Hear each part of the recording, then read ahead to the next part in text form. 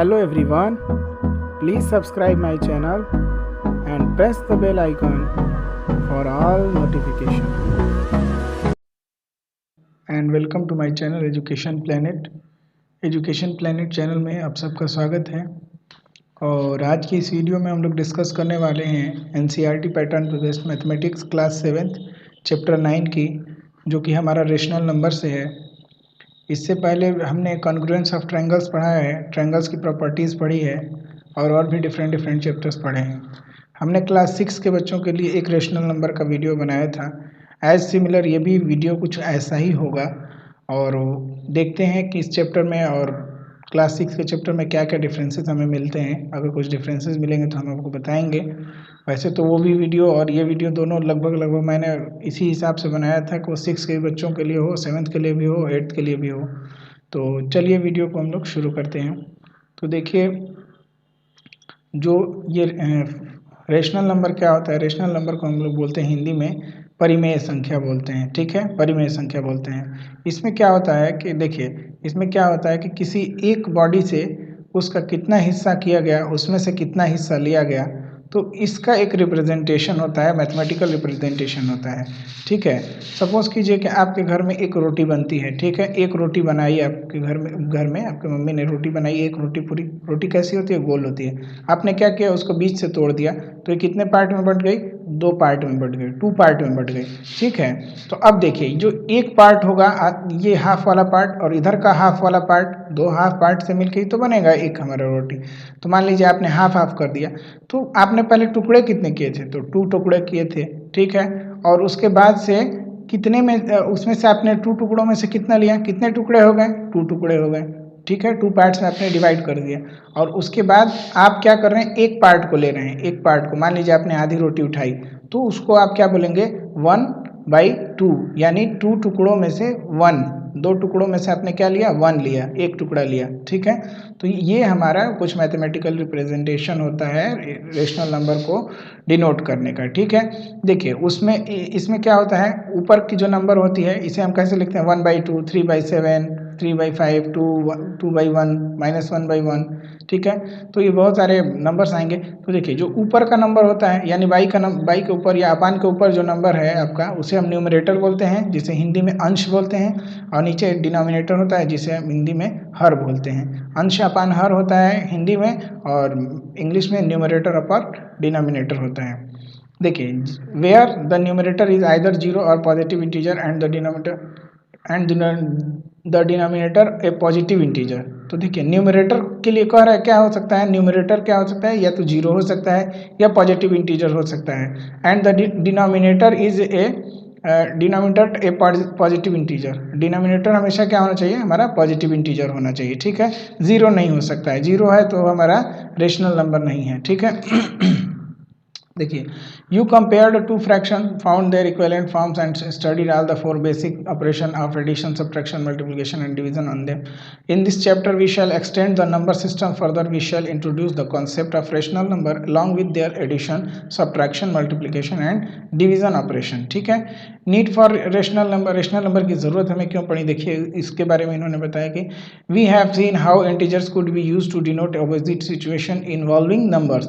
For example, if the distance of 3 km to the right of a place was denoted by 3, then the distance of 5 km to the left of the same place could be denoted by -5. If a profit of rupees 150 was represented by 150, then a loss of rupees 100 could be written as -100. तो देखिए, profit है plus में हो रहा है, तो loss है negative होगा। अगर हम राइट साइड के डिस्टेंस को पॉजिटिव ले रहे हैं तो लेफ्ट साइड की डिस्टेंस को हम क्या करेंगे, निगेटिव लेंगे। तो ये सारी चीज़ें, अब इसके आगे देखिए क्या दिया है, there are many situation similar to the above situation that involve fractional number. You can represent distance of 750 metre above sea level as 3/4 kilometre. Can we represent 750 metre below sea level in kilometre. Can we denote the strength of 3/4 kilometre below sea level by -3/4। तो ये सारी चीज़ें आपको दिया है think and discuss के लिए।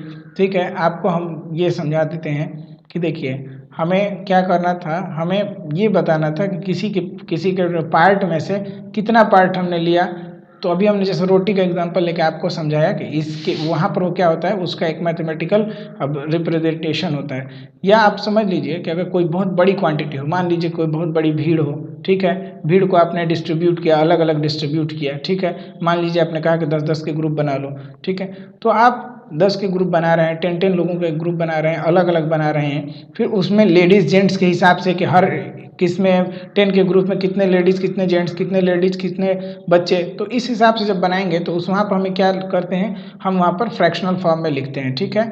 अब देखिए आगे इसमें क्या है, what are rational number. The word rational arises from the term ratio, ठीक है, रेशियो। जैसे अभी हमने बताया कि जो ग्रुपिंग हम करते हैं तो उसमें क्या देखते हैं कि उसमें बॉयज़ टू गर्ल्स का रेशियो क्या है, मेन टू वुमेन का रेशियो क्या है, मेन टू चाइल्ड का रेशियो क्या है, तो ऐसे उसी को हम रेशनल फॉर्म में, है ना, उसी को फ्रैक्शनल फॉर्म में लिखते हैं। तो वही हमारा क्या है, रेशियो से बन के मिल के बना है rational. You know that a ratio like 3:2 can also be written as 3/2। Here 3 and 2 are natural numbers, ठीक है। Similarly the ratio of two integers p and q does not equals to 0, p:2q can be written in the form p/q. This is the form in which rational number are expressed. इसी form में हम क्या करते हैं, rational number को express करते हैं, ठीक है। A rational number is defined as a number that can be expressed in the form p/q where p and q are integers and q does not equals to 0. तो rational number क्या है कि उसको जिसको हम क्या कर सकते हैं, p/q को फॉर्म में लिख सकते हैं, where q, जहाँ q नीचे वाला यानी जो डिनोमिनेटर होता है वो 0 के बराबर नहीं होना चाहिए किसी कंडीशन। अगर किसी क्वेश्चन में ये 0 हो जाएगा तो वो हमारा रेशनल नंबर नहीं है। Thus 4/5 is a rational number. Here p is equal to 4 and q is equal to 5. Is -3/4 also a rational number? Yes, because p is equal to -3 and q is equal to 4 are integers. ठीक है, तो हमारा ये ऊपर वाला number जो है यानी न्यूमरेटर है, पॉजिटिव इंटीजर, नेगेटिव इंटीजर, 0 भी हो सकता है, लेकिन हमारा नीचे वाला क्या होना चाहिए, ये हमारा पॉजिटिव इंटीजर, और हमारा ये बस क्या होना चाहिए, पॉजिटिव इंटीजर ही होना चाहिए, ठीक है। देखिए अगर नेगेटिव इंटीजर लिखेंगे तो क्या होगा, वो नेगेटिव को हम क्या कर लेते हैं, ऊपर कंसीडर कर लेते हैं, ठीक है। तो हमारा जनरली इसको हम पॉजिटिव इंटीजर ही मानते हैं, ठीक है ना, 0 नहीं हो सकता है। You have seen many fraction like 3/8, 4/8, 1:2/3, etc. All fraction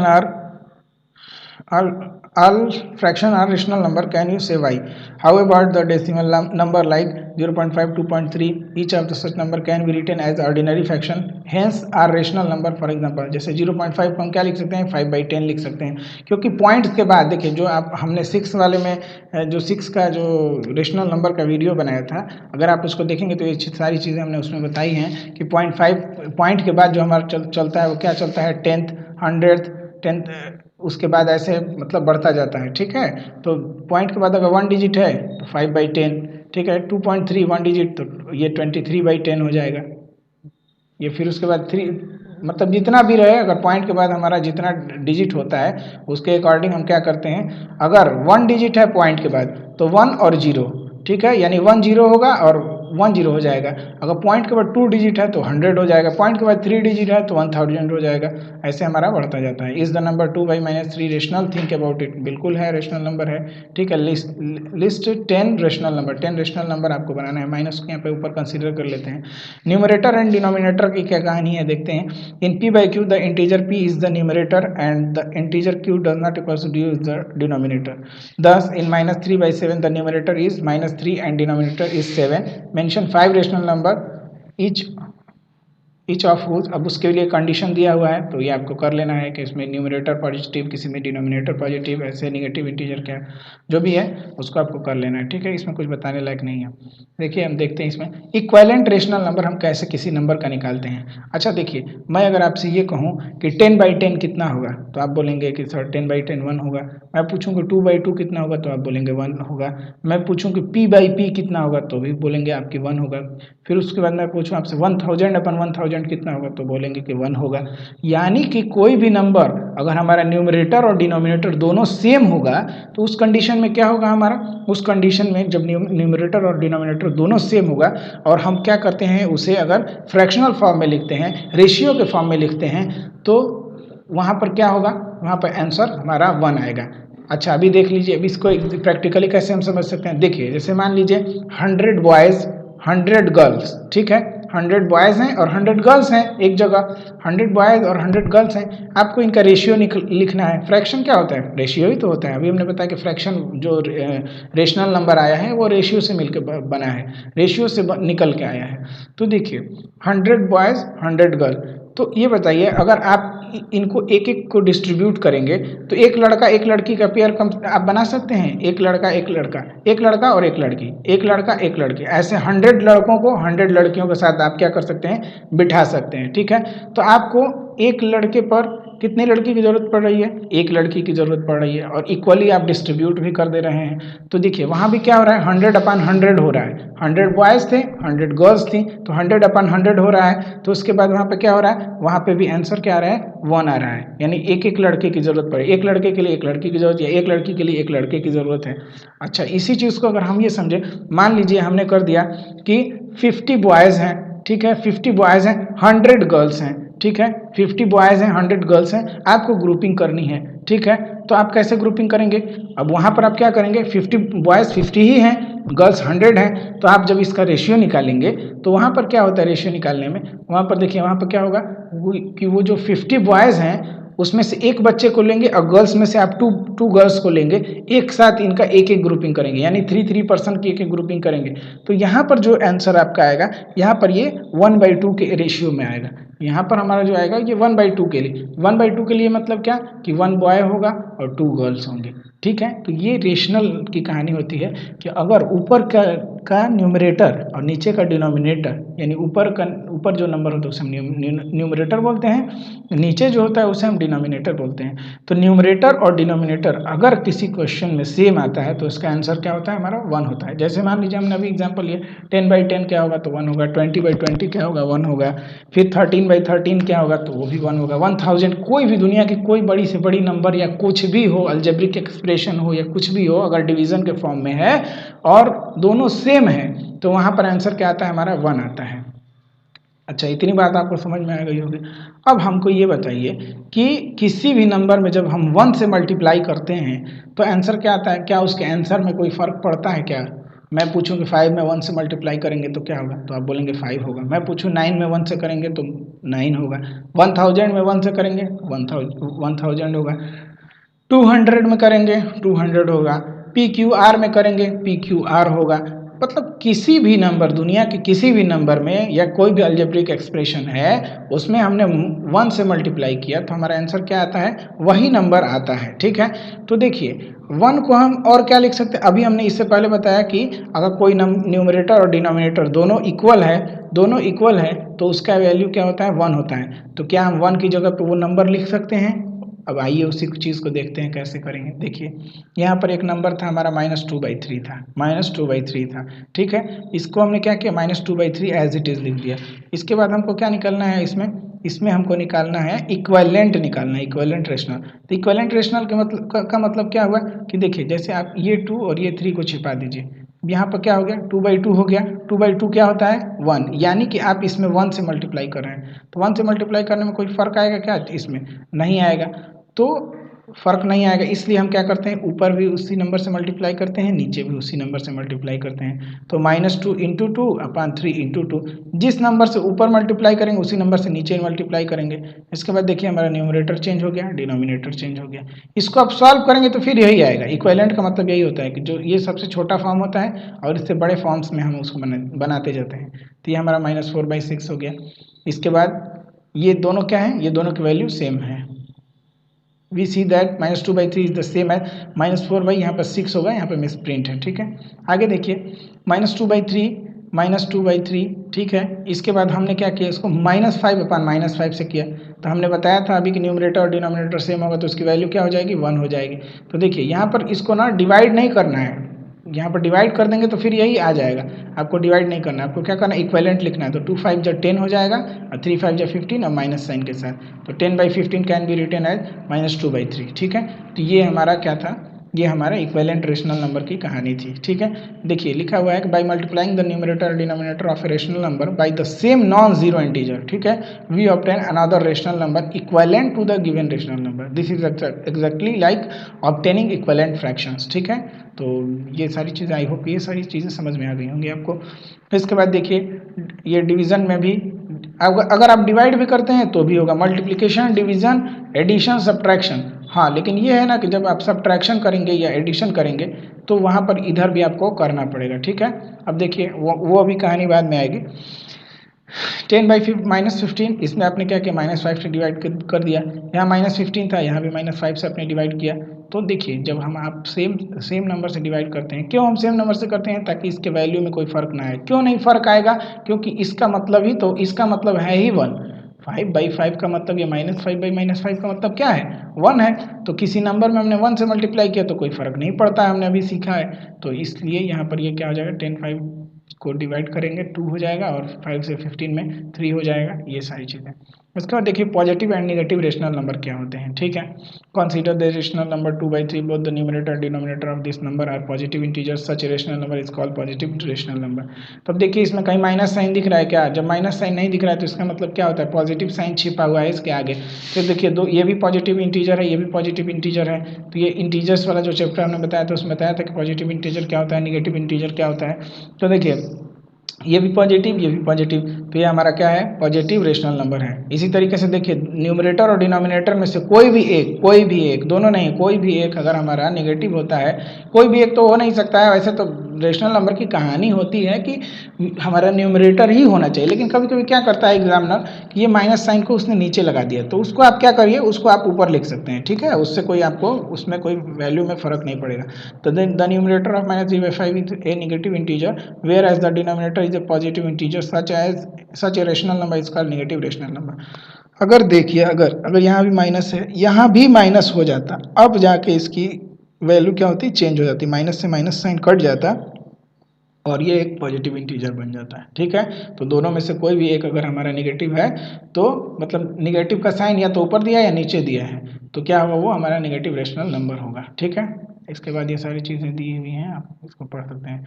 rational number on A number line पर रेशनल नंबर का रिप्रेजेंटेशन है।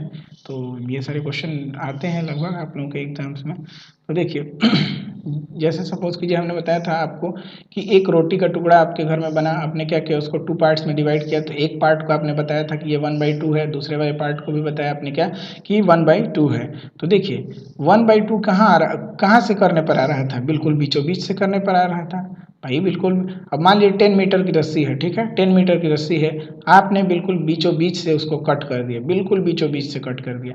तो बिल्कुल बीचों बीच से कटेंगे तभी तो दोनों साइड बराबर बराबर रस्सी के टुकड़े बनेंगे, यानी कि 5 मीटर की रोप एक साइड, 5 मीटर की रोप एक साइड, 5 10 मीटर हो जाएंगे। तो अब देखिए ये 5 मीटर और ये 5 मीटर, अगर मान लीजिए यहाँ से यहाँ तक ये भूल जाइए कि 1/2 लिखा है, ये मान लीजिए कि 0 से लेकर 1 तक ये 10 मीटर की कोई रोप है, ठीक है, 10 मीटर की कोई रस्सी है। इसको आप बिल्कुल बीचों बीच से जब कट करेंगे, बीचों बीच से कट करेंगे तो क्या होगा, बिल्कुल सेंटर से, बिल्कुल जो इसका मिडिल पॉइंट होगा, मिडिल पॉइंट से अगर इसको कट करेंगे तो क्या होगा, वहाँ पर जो होगा ये 5 मीटर होगा और ये भी 5 मीटर होगा। ठीक है, तो इससे एक और चीज़ हमको क्या पता चलता है कि देखिए अगर हम किसी भी पार्ट का अगर हमें मिल गया है कि इक्वली डिवाइडेड है, तो वो जहाँ से जिस पॉइंट से डिवाइड होता है वो उसका क्या होता है, बिल्कुल मिड पॉइंट होता है। तो अब देखें जैसे 0 है, 1 है, ठीक है, हमने 1 है, 1 मतलब 1 रोटी, ठीक है, 1 रोटी को बिल्कुल बीचों बीच से हाफ किया, तो बीचों बीच से हाफ किया तो क्या मिला हमको, 1/2 मिला। यानी यहाँ से लेके यहाँ तक की डिस्टेंस क्या होगी, 1/2, यहाँ से लेके यहाँ तक की डिस्टेंस क्या होगी, 1/2 होगी ना। अब देखिए इसको आप लोग जब नंबर पे प्रैक्टिस करेंगे तो ये और क्लियर हो जाएगा। जैसे मान लीजिए यहाँ 0 लिख दिया, 1 लिख दिया, यहाँ पर 2 लिख दिया, ठीक है, तो ये डिस्टेंस क्या होती है, ये 2 - 1 करने पर आता है, यानी 1 आ जाता है। तो ऐसे ही 1 - 1/2 जब करेंगे तो ये निकल के आएगा, जो कि 1/2 आएगा। ठीक है, ऐसे ही है, ये इसका एक्सप्रेशन दिया गया। देखिए अब देखिए 0 है, हमको इसको लिखना है, ठीक है, 0 यहाँ पर था मिडिल में, इसको हम 0/2 लिख दिए। यहाँ पर हमने मिड पॉइंट 1/2 कर दिया, यहाँ पर 2/2 कर दिया, 2/2 क्या होता है, 1 होता है। फिर यहाँ पर 3/2 कर दिया, यहाँ पर 4/2 कर दिया, ये 4/2 को सॉल्व करेंगे तो 2 आएगा। ऐसे ही देर निगेटिव में चलते गए। तो ये सारे मतलब representation of rational number on number lines है। ठीक है, rational number in standard form, standard form में कोई रेशनल नंबर कब कहा जाता है? देखिए, the denominator of these rational numbers are positive integer and 1 is the only common factor between the numerator and denominator, further the negative sign occurs only in the numerator. ठीक है, तो इसको हम क्या करते हैं? स्टैंडर्ड फॉर्म में कहते हैं। देखिए, अब 3 और 5 में कोई नंबर कॉमन है क्या? 3 को हम क्या लिख सकते हैं? 3 इंटू 1। 5 को क्या लिख सकते हैं? 5 इंटू 1 लिख सकते हैं। तो इसमें बस 1 कॉमन हो रहा है, 1 कॉमन हो रहा है। ऐसे कंडीशन को हम क्या बोलते हैं कि ये रेशनल नंबर हमारा स्टैंडर्ड फॉर्म में है। अगर यहीं पे होता 30/15 होता तो ये हमारे स्टैंडर्ड फॉर्म में नहीं होता। क्यों? क्योंकि हम 30 को क्या लिख सकते हैं? 5 इंटू 6 लिख सकते हैं, और 15 को क्या लिख सकते हैं? 5 इंटू 3 लिख सकते हैं। कई फैक्टर्स हैं, ऐसे लिखेंगे तो फिर वो क्या होगा? और छोटा होता चला जाएगा। तो ऐसे इसे हम स्टैंडर्ड, देखिए लिखा हुआ है कि rational number is said to be in the standard form if its denominator is a positive integer and the numerator and denominator have no common factor other than 1। 1 के अलावा कोई और फैक्टर इसमें नहीं होता है। ठीक है, तो देखिए इसमें reduce to the standard form, ये चीज़ें हमने आपको बता दी हैं। देखिए, to reduce the rational number to its standard form we divide its numerator and denominator by their HCF ignoring the negative sign. HCF क्या होता है? हाईएस्ट कॉमन फैक्टर होता है, कि जो उसमें से कॉमन होता है उसको हम क्या करते हैं? उससे हम उसको डिवाइड कर देते हैं। तो या तो आप डिवाइड कीजिए, या आप क्या कर लीजिए, उसका फैक्टर लिख के उसके बाद उससे क्रॉस करते जाइए एक दूसरे को ऊपर नीचे। ठीक है, रिड्यूस टू स्टैंडर्ड फॉर्म 36/24। तो देखिए दोनों ही टेबल 12 के टेबल में आता है। 12 3 जो 36, 12 2 जो 24। तो इसको नीचे वाले क्या लिख सकते हैं? 12 इंटू 2 लिख सकते हैं। इसको क्या लिख सकते हैं? 12 इंटू 3। तो इन दोनों में कॉमन क्या हो रहा है? 12 हो रहा है, तो 12 से डिवाइड कर दीजिए। देखिए 12 से डिवाइड किया 36 को -3 आया, 12 से डिवाइड किया 24 को 2 आ गया। ठीक है, तो ये चीज़ें हो जाती हैं। इसके बाद देखें कंपेरिजन ऑफ रेशनल नंबर की, कंपेरिजन हम कैसे करते हैं। ठीक है, तो आइए देख लेते हैं इसके लिए हम लोग कंपेरिजन कैसे करेंगे कि कौन ग्रेटर है कौन लेसर है। ठीक है, ग्रेटर कौन है और हमारा लेसर कौन है। ठीक है,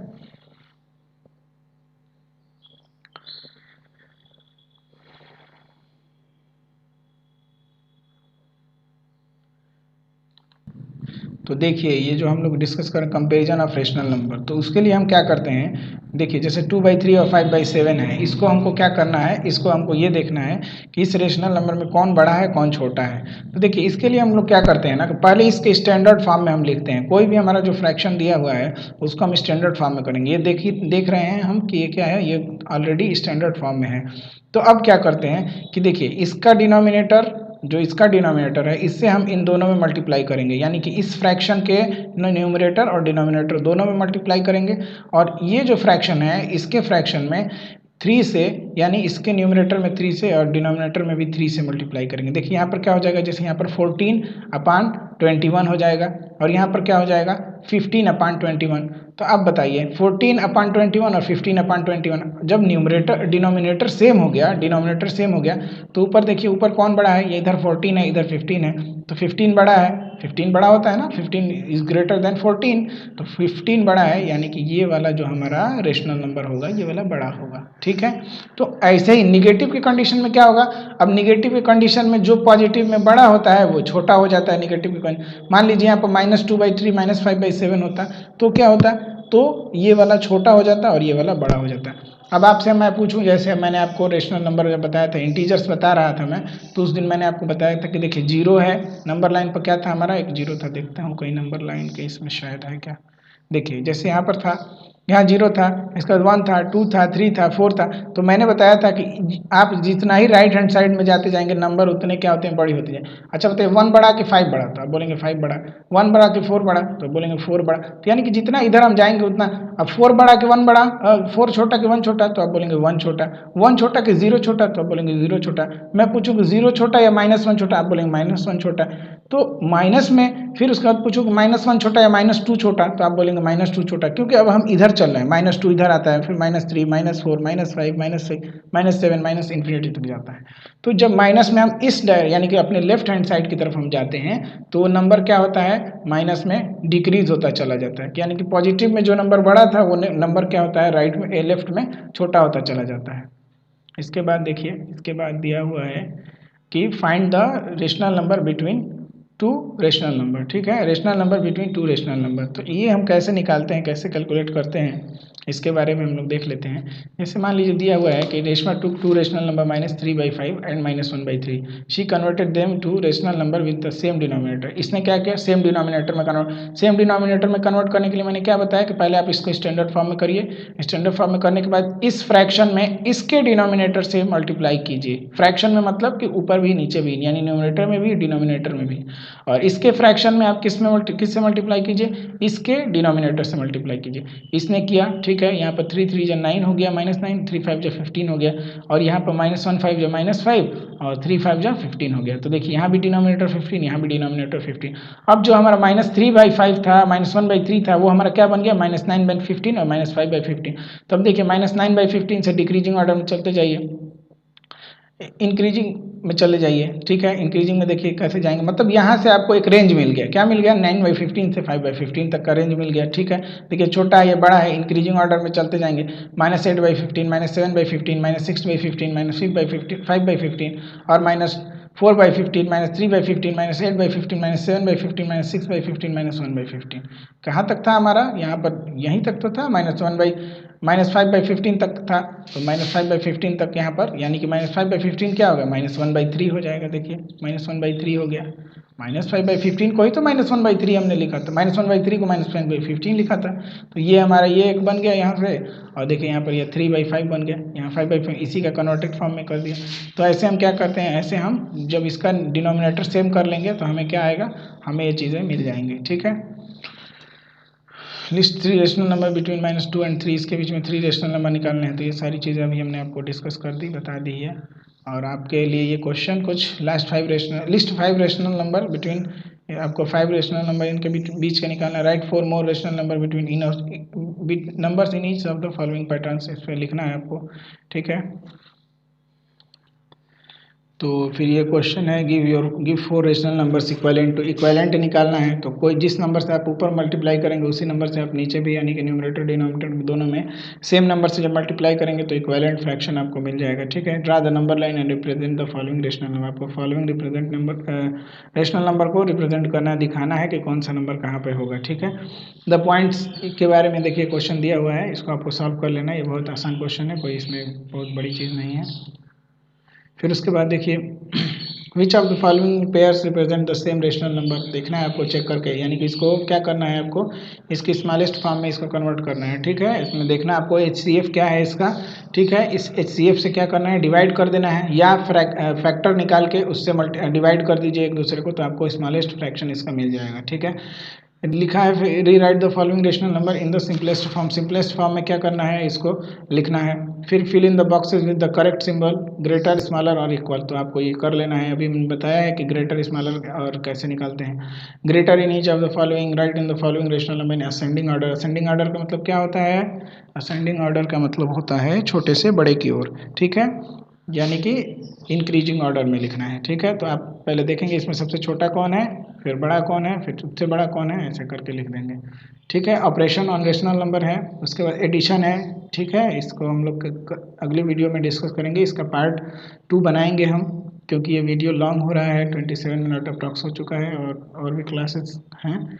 तो और ये लास्ट चैप्टर होगा क्लास 7 के स्टूडेंट के लिए, क्योंकि इसके बाद अब प्राइमरी सेक्शंस और बाकी क्लास 6 और 9th 10th के बच्चों के लिए भी वीडियोस प्रोवाइड किए जाएंगे, ठीक है। क्योंकि 7th के बच्चों का लगभग 6 मंथली तक का कंप्लीट हो चुका है सिलेबस। तो इन्हीं सारे चैप्टर्स से आप लोगों के लिए एग्जामिनेशन में क्वेश्चन भी पूछे जाएंगे।